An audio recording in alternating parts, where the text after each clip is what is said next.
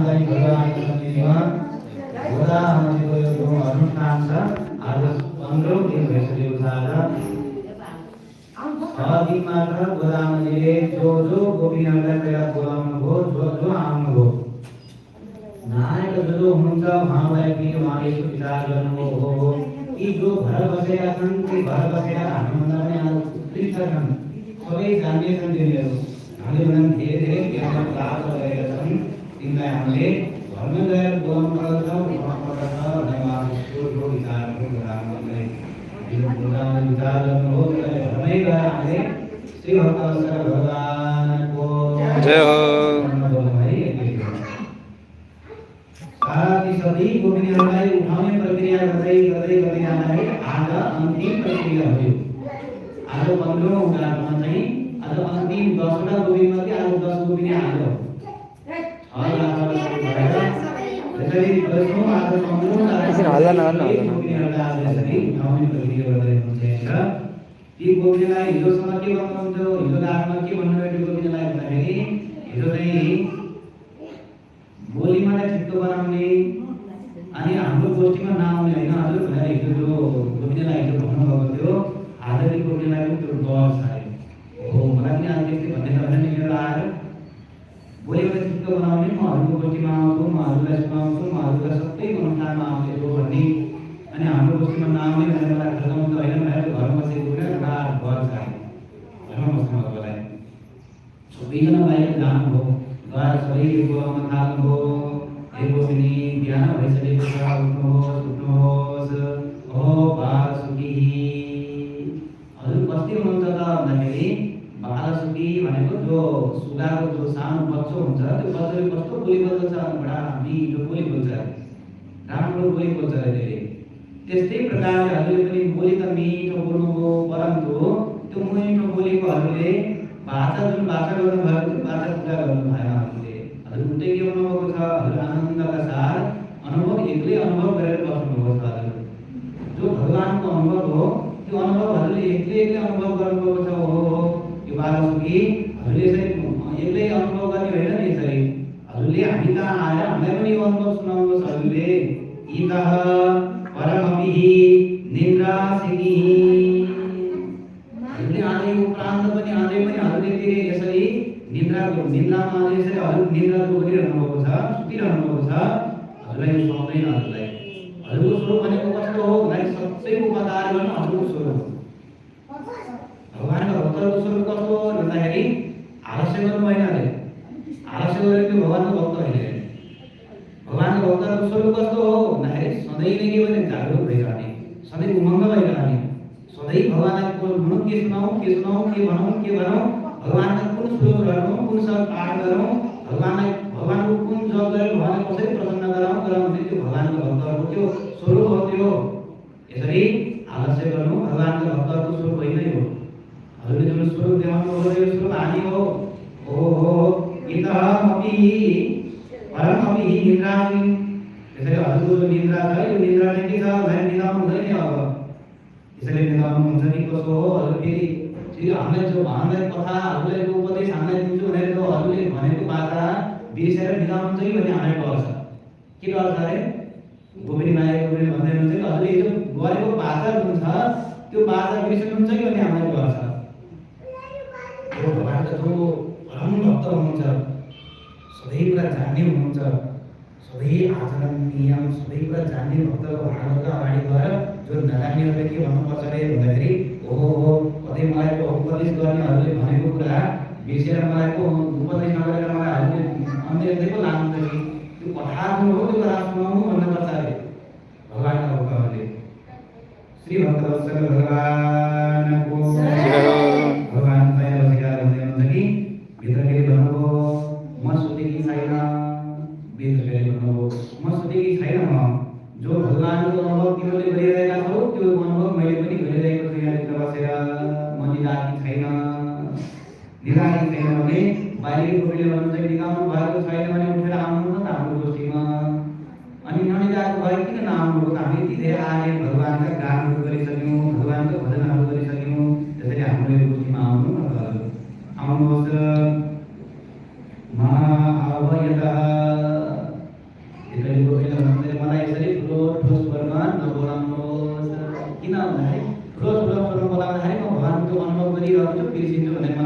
छ। त्यसैले हजुरले बोलाइदिँदा के हुन्छ भने त्यो मैले बोलिरहेको अनुभव मैले निरन्तर त्यो अनुभव छ, त्यो अनुभवमा के हुन्छ भने भाव हुन्छ, म आइहाल्छु, म एकैछिनमा निस्किन्छु, हजुर नगराउनुहोस्। हजुरले जुन यो बाला छ कि भनेर मलाई भन्दै हुनुहुन्छ, यसरी भगवानका भक्तहरूले यसरी भक्त भाग गर्नाले यसरी भन्नु हुँदैन, यो स्वरूप होइन। भगवानका भक्तहरूको यहाँ स्वरूप कस्तो हुनुपर्दछ त्यो यहाँ भन्दै हुनुहुन्छ। भगवानका भक्तहरूले के हुनुपर्छ अरे भन्दाखेरि सबै दोषमा माथि छ हुनुपर्छ अरे। यहाँनिर त्यही कुरालाई भन्ने हुनुहुन्छ। यसरी भगवानका भक्तहरूले के गर्नुपर्छ भन्दाखेरि अरूले दोष लाउनु त्यो स्वरूप होइन अरे। हो, दोष भनेको म माथि छन्, अपराध भनेको म माथि छन्, मैले पो अपराध गर्दछु त भगवान अरूले त गर्नु नहुने त्यो स्वरूप हाम्रो त्यो हो अरे। हामीले चाहिँ अरूलाई दोष दिने, अरूलाई भन्नु त्यो स्वरूप हाम्रो होइन। त्यसैले हे गोपिनी, हे गोपिनीहरू, हजुरले जो भन्दै हुनुहुन्छ यो स्वरूप हजुरको होइन, हजुरको स्वरूप हानि हुन्छ भन्नुहुन्छ भित्रबाट गोपिनीहरू। पूर्वम एव भित्रको गोपिनीहरू भन्दै हुनुहुन्छ अरे बाहिरको गोपिनीहरू भने हजुरले जो बोलेर जो वाचा गर्नुभयो त्यो वाचा पूर्ण गर्नुभएको छैन नि भन्दाखेरि भित्रको गोपिनीले भन्नुभयो त्यो हजुरले सिकाउनु भएको मलाई, हजुरले पनि त्यसै गर्नुभएको छ नि त, त्यसैले हजुरले नै मलाई सिकाउनु भएको हो। त्यसैले गोपिनी मैले मात्र होइन सद्गुणतः इयम् एवः वासुद्रं भवामि निर्गच्छतः किमन्याः भरणं सर्व आगता किम्। भित्रको गोपिनीले सोध्नुभयो सबैजना आउनुभएको छ त भन्दाखेरि सबैजना आउनुभएको छ भन्छ राखेको गोपिनीहरूले। त्यसैले सोध्नुभयो सबैजना आएका छन् कि छैन विचार गर्ने हुन्छ अरे। त्यो भगवानको अनुभव एकैले एउटा सुनाउनु त हुँदैन अरे। एउटा सुनायो भने फेरि अरूलाई सुनाउँदाखेरि त्यतिको समय पर्छ हुन्छ। त्यसैले एउटालाई नसुनाइकन सबै आएका छन् कि छैन भनेर सोध्नुभयो। सबै हजुर सबैजना आउनुभएको छ सर्व आगता किम्, सबैजना आउनुभएको छ त भन्दाखेरि बाहिरको भन्नुहुन्छ अरे हामी आएका छौँ, आगताः आगत्यः गणयः, हामीहरू सबैजना आएका छौँ, नभए हजुर आफै नै स्वाभाविक भएर आएर यहाँ गोष्ठीमा 1 2 3 4 5 गरेर कति भन्नुपर्छ भन्नुहोस् हजुरले गणयः, हामी सबैजना आएका छौँ, आउनुहोस् हजुर, हजुर आएर। बाहिरको गोपिनीहरूको मन के छ अरे भन्दाखेरि भगवानका भक्तहरूले दृष्टिगोचर गरिदिए मात्रै पनि के हुन्छ यसरी पवित्र भएर जान्छ अरे। हेरिदिए मात्रै पनि भगवानका भक्तहरूको त्यस्तो स्वरूपले हेरिदिए मात्रै पनि दृष्टिगोचर यम यम विशति पानीभ्यम हुन्छ अरे। हेरिदिए भने यम यम विशति चक्षुभ्याम, हेरिदिए मात्रै पनि के हुन्छ अरे भन्दाखेरि प्रसरित यम यम प्रसरित पानीभ्याम चक्षुभ्याम भनेको हेरिदिए मात्रै पनि के हुन्छ भन्दाखेरि हेरिदिएपछि चाहिँ पुग्छ अरे। यसो हेरिदिएपछि के हुन्छ भने हामी भएको अपराध हामी भएको सबै हालेर जाँदछन् अरे।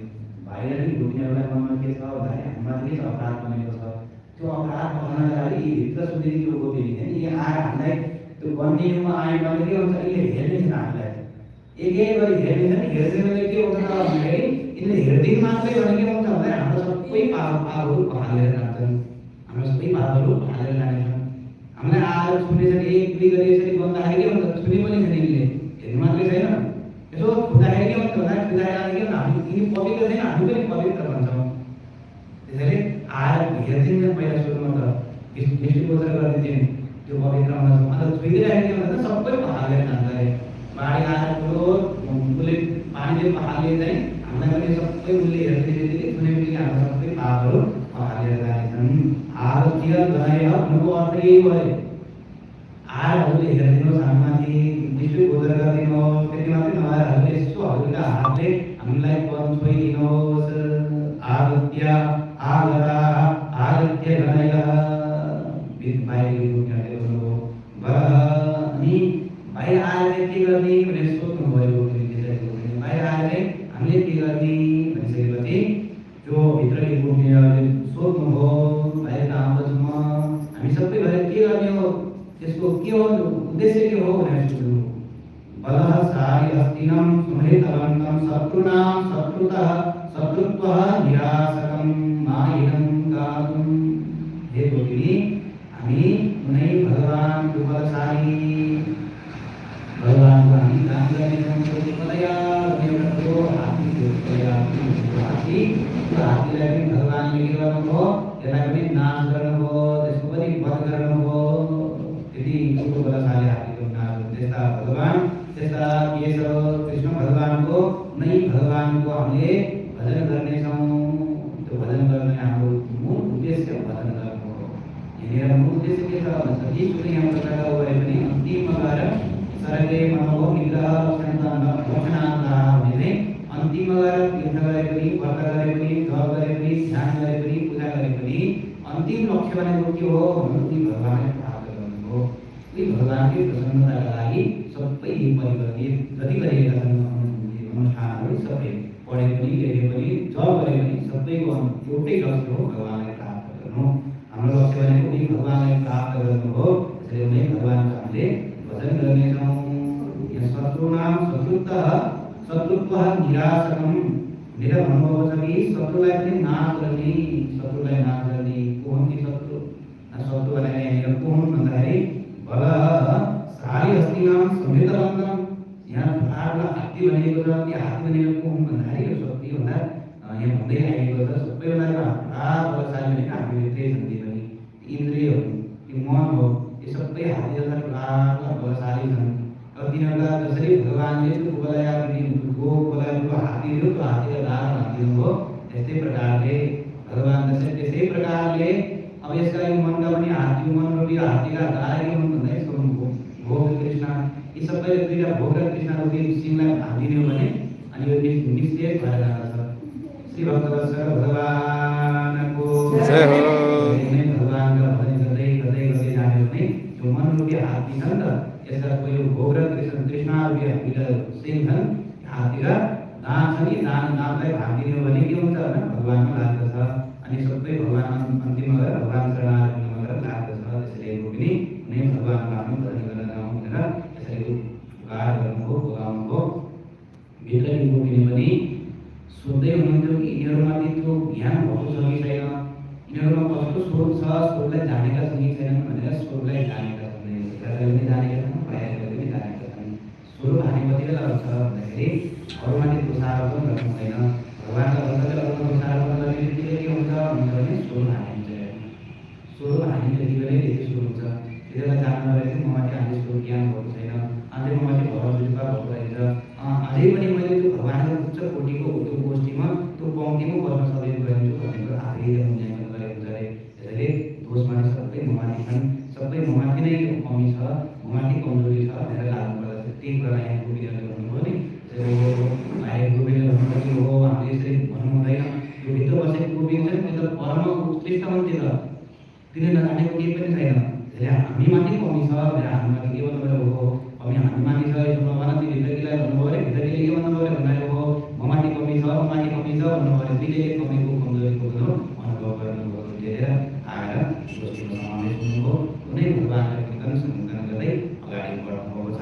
आज 15औं गाथासम्म चाहिँ 10वटा गोपिनीलाई उठाएर सबैलाई साथमा लिएर यी 10वटा गोपिनी भनेको को हुनुहुन्छ भने हाम्रा 12 आल्हा हुनुहुन्छ।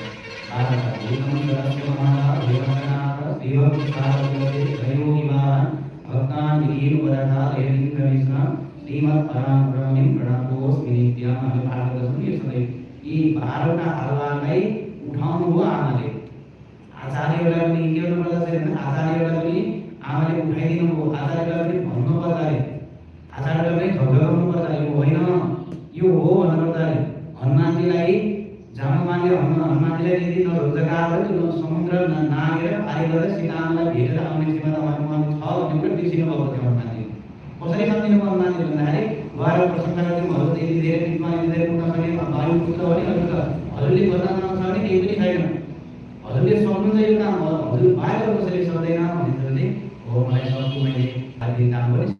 त्यसैले यहाँ आचार्यहरूलाई पनि आमाले भगाउनु भएको छ। हजुरको स्वरूप यो होइन, हजुरको स्वरूप भनेको जीवात्मामाथि करुणा गर्नु हो। जीवात्मामाथि करुणा गरेर ती जीवात्मालाई भगवानका लोकमा पठाउनु हजुरहरूको स्वरूप हो भनेर आचार्यलाई पनि यहाँ चकाउनु भएको छ।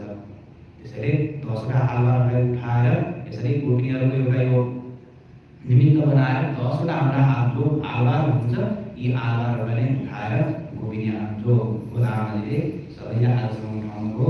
अब भोलिको प्रक्रिया भनेको भगवानका द्वारमा हुनुहुन्छ। भोलि भगवानका द्वारमा पुगेर त्यो जीवात्मा जो परमात्माको मिलन कस्तो हुन्छ त्यहाँको लागि सबै कुरा हामीलाई के सम्भव भएको छ। भोलिको विशेष दिनको 16औं गाथा भनिन्छ।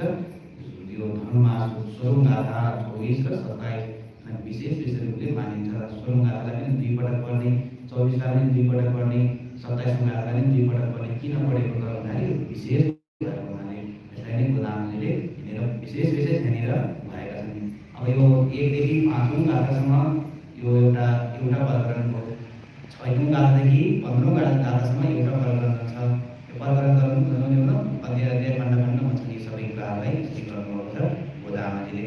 यो गोदावरीको अनुष्ठान, यो अनुष्ठान कसको अनुष्ठान हो भने यी सबै हामीहरूको अनुष्ठान हो।